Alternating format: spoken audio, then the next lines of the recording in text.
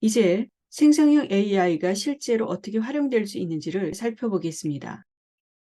우선 생성형 AI는 연구를 위해 활용될 수 있는데 연구 주제를 구상하는 일에서부터 선행 연구를 검토하고 논문의 구조를 설계하는 아이디어를 얻는 데 활용될 수 있습니다. 또한 조사 자료를 분석하고 해석하는 과정에서 매우 유용하며 초록을 작성하거나 번역하고 문장을 개선하거나 교정하는 과정에서도 활용될 수 있습니다. 그중 몇 가지 예를 각 생성형 AI를 넘나들며 보여드리겠습니다.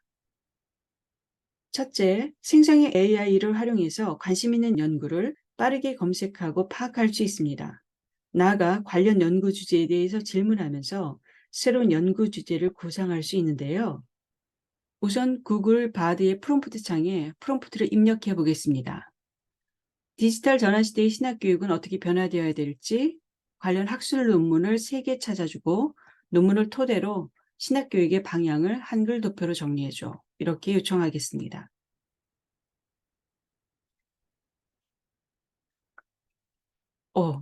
저를 알아본 건가요? 그러나 저는 이런 논문을 쓴 적은 없습니다. 기독교 교육학 연구라는 학술지는 없다는 거죠. 그런 점에서 할루시네이션 현상이라고 볼 수 있겠죠. 자, 3개의 논문을 찾아줬고 시트를 내주었습니다. 이어서 GPT-4의 플러그인 스콜라 AI를 활성화시켜서 한번 해보겠습니다.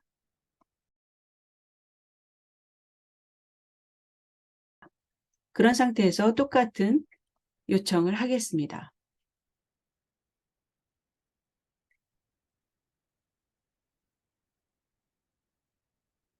스콜라 AI는 피어 리뷰를 거친 논문에 접근할 수 있다고 말씀을 드렸습니다. 뭔가를 찾아주는 것 같죠?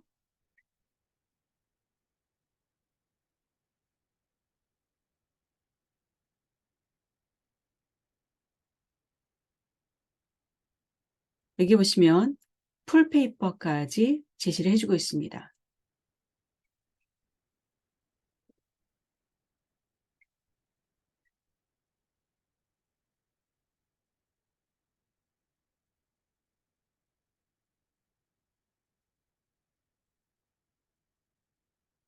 네, 순식간에 한국어로까지 번역해 주었는데요. 자, 논문의 전문을 찾아주었는지 한번 살펴볼까요? 자, 어떻습니까? 전문을 정확하게 찾아주었습니다. 이것이 GPT-4가 가지고 있는 강점입니다. 자, 결과를 한번 비교해 보시길 바랍니다. 어떤 것이 연구자가 원하는 답변에 가까운가요?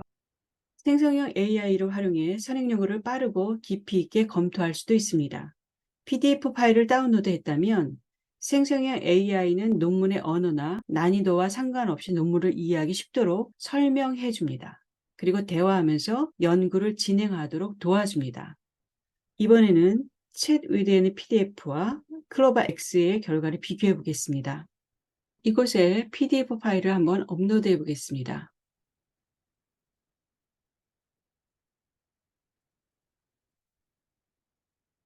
업로드한 PDF가 영어이기 때문에 영어로 이 논문에 대해서 설명을 해주고 있습니다.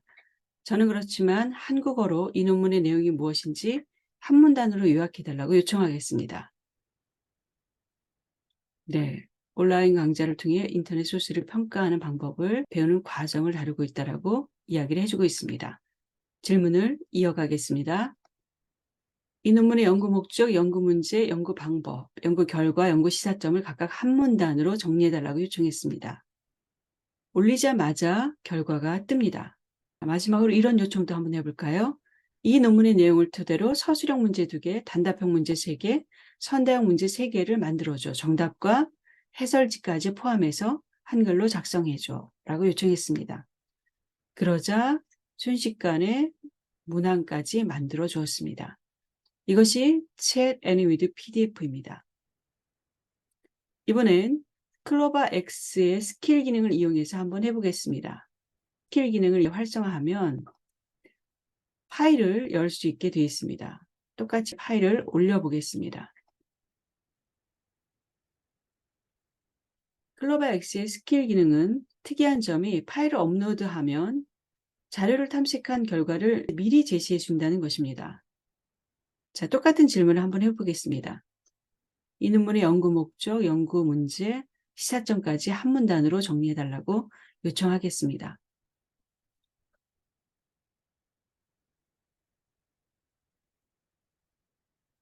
다시 문항 출제에 대해서 요청했습니다.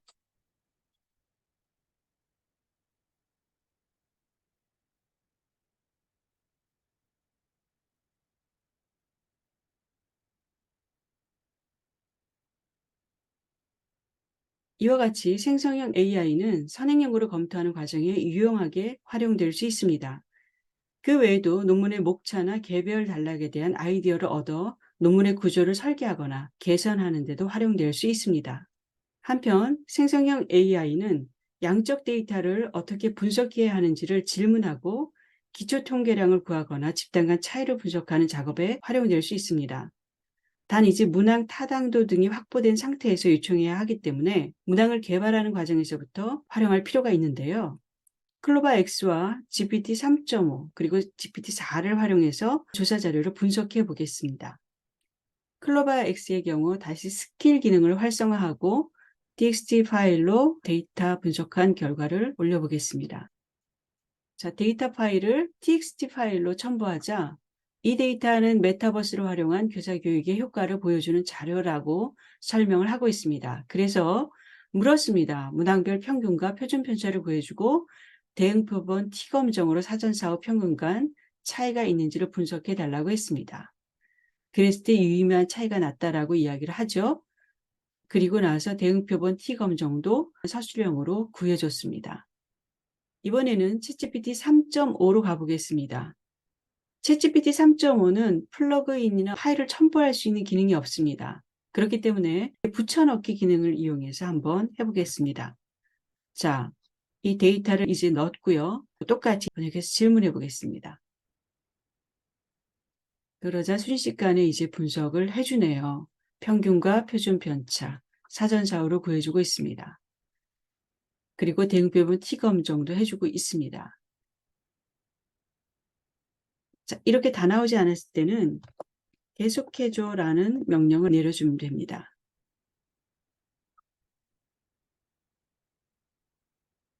네, 요약까지 깔끔하게 해주었습니다. 자, 한 가지 더 질문하고 싶어지네요.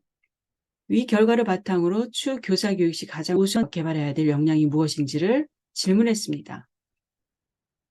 그랬을 때 이러한 것들을 순으로 해야 된다라고 답변해 주었습니다.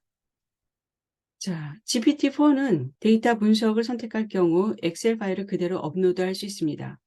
따라서 조금 더 복잡한 자료를 업로드하고 대화하면서 데이터를 분석할 수도 있는데요. 그 과정을 한번 보여드리겠습니다. 이 데이터를 어떻게 분석할 수 있을지 탐색해달라고 요청을 하겠습니다. 이 과정이 필요한 이유는 데이터를 모으고 수집해도 어떻게 분석할지를 잘 알 수 없을 때가 있거든요. 그럴 경우 챗GPT의 도움을 받아가면서 문항도 설계하고 자료를 수집하고 분석하는 과정까지도 논의하면서 더 적합한 방법들을 선택해 갈 수 있는 거죠. 자, 지금 데이터를 살펴보고 이야기를 해주고 있습니다. 수백 개의 답변들이 모여있는 엑셀 셀인데요. AI의 도움을 받아서 더 적합한 방법을 빠르게 찾아갈 수 있다는 것을 보여드리고 있습니다. 그럼 한 번만 더 넣어보겠습니다. 자, 이런 부분에서 궁금하다라고 다시 한번 요청했습니다.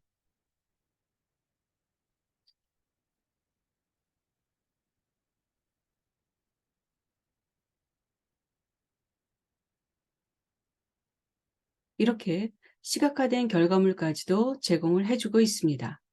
자, 조사 자료를 분석한 결과를 한번 보시길 바랍니다.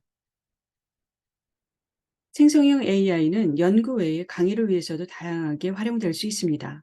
강의 구상에서부터 강의 자료를 검색하고 파워포인트를 만들고 설문지 초안이나 퀴즈, 시험 문제를 만드는 데 활용될 수 있습니다. 그중 몇 가지 예를 한번 보여드리겠습니다. 첫 번째로 강의를 구상하는데 이번에는 빙과 리튼을 한번 활용해 보겠습니다. 저는 창의적인 대화 스타일을 선택했습니다. 신학대학원생들을 대상으로 디지털 전환기에 교육 전도자가 갖추어야 될 디지털 역량에 대해 강의한다고 가정하고 1시간 길이의 특강 프로그램을 구성해 달라고 요청했습니다. 여러 가지 전제가 있습니다. 강의와 실습이 병행되어야 하고 실습 시 사용할 에듀테크를 3개를 선정해 달라고 요청했습니다.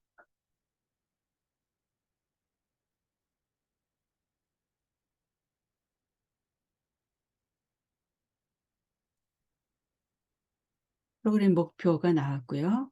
내용을 쓰고 있습니다. 15분 단위로 나누어서 강의와 실습을 병행하라고 제안하네요. 캔바, 니어팟, 챗GPT 등의 에듀테크를 활용하라고 제시를 해주고 있습니다.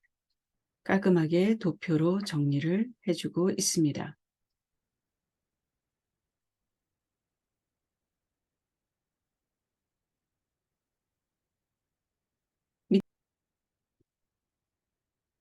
자, 리튼에게 챗GPT-4를 선택해서 질문을 해보겠습니다. 어떤 답변을 줄까요? 네, 강의 제목, 강의 목표, 시간 배분.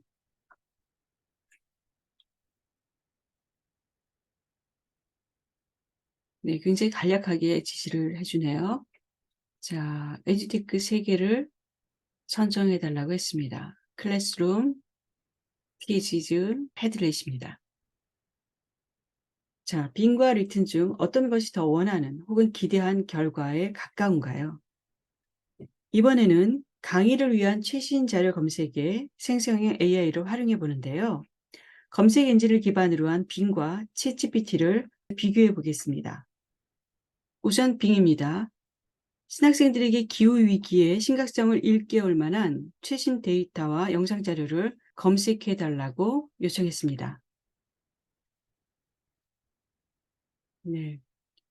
한국 기후변화 평가보고서, 그러면서 여러 가지 한국 기후변화의 특징을 자세히 소개하고 있습니다. 제가 한국어로 정리해 달라고 했더니 이제 한국 기후변화에 초점을 맞춰서 정리를 해주고 있네요. 사이트들을 소개해주고 있고요. 그러면서 여러 가지 사진들을 소개를 해준 것을 볼 수가 있습니다. 이번에는 챗GPT-4입니다. 똑같은 요청을 했습니다. 2023년 최근 이야기를 하고 있네요. 출처들을 밝혀주고 있죠. GPT-4는 최신 자료라는데 초점을 맞춰서 찾아주는 것 같습니다. 어떤 자료인지 한번 볼까요?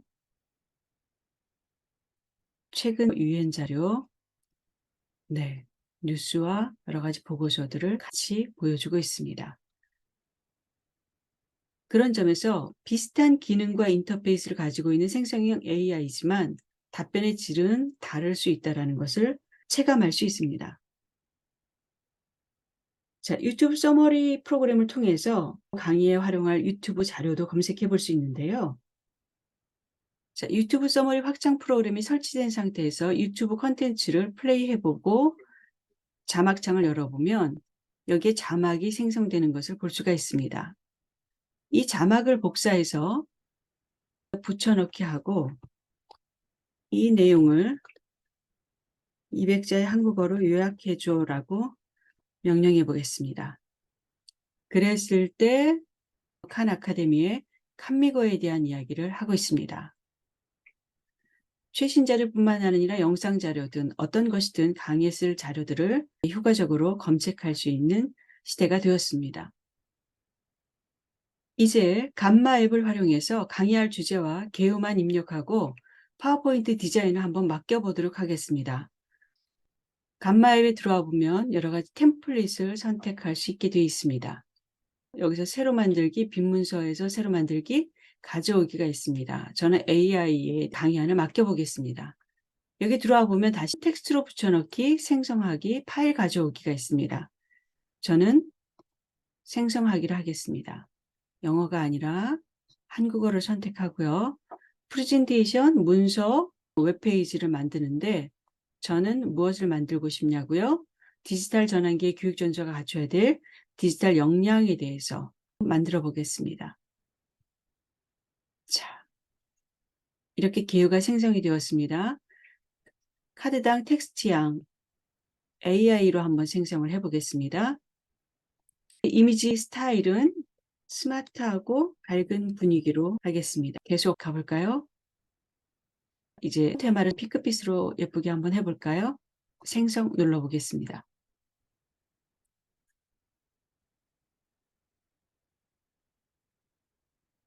자, 디지털 전환의 중요성, 디지털 역량의 정의, 이미지까지 다 배치를 해줬고요. 디지털 전환기의 역할과 책임, 디지털 기술에 대한 이해와 학습, 데이터 분석과 인사이트 도출 능력, 협업과 커뮤니케이션 능력, 문제 해결과 창의적 사고력, 지속적인 학습과 개발. 조금 마음에 들진 않지만 AI 시대라면 줄일 수 있는 불필요한 노동은 줄여도 좋지 않을까라는 생각을 해봅니다. 자, 5번째로 생성형 AI는 수업 교재의 일부나 논문을 PDF로 올린 후 퀴즈나 시험 문제 등을 출제하는 데 활용할 수 있습니다. 제가 이미 앞에서 클로바X와 챗 위드에디 PDF를 통해 문항을 만드는 걸 보여드렸습니다. 그런 형태로 수업 효과를 조사하거나 의사결정을 위한 설문조사 시 활용할 수도 있을 것입니다. 생성형 AI는 소프트웨어 개발자들의 일자리를 빠르게 대체해 가고 있을 뿐만 아니라 디지털 커뮤니케이션과 관련된 업무의 생산성을 급속도로 높여주는 추세입니다. 따라서 행정 영역에서도 생성형 AI는 유용하게 활용될 수 있는데요. 우선 크고 작은 행사를 홍보할 때마다 웹자보든 인쇄물이든 포스터가 필요합니다. 그래서 챗GPT-4와 빙을 활용해서 슬로건이 포함된 포스터를 한번 만들어서 비교해 보겠습니다. 이번에는 GPT에서 달리를 선택했습니다. 그리고 디지털 전환기에 교육 전도사들이 디지털 역량을 갖추도록 동기를 유발할 창의적 슬로건을 만들어주고 슬로건을 넣은 포스터를 드로잉 기법으로 그려달라고 요청하겠습니다.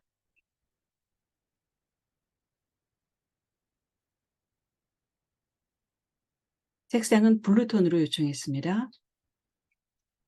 자, 디지털 물결을 수용하세요. 변화, 교육 혁신이라는 슬로건을 넣었습니다. 어떠세요? 이번엔 빙으로 가겠습니다. 똑같이 슬로건을 만들어주고 색상은 블루톤으로 드로잉 기법으로 그려달라고 요청했습니다.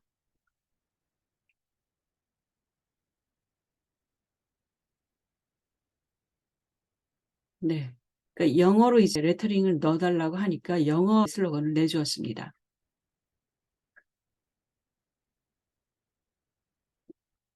이미지 크리에이터가 작동을 하고 있는 거고요. 이미지 크리에이터는 달리 3를 기반으로 하고 있습니다.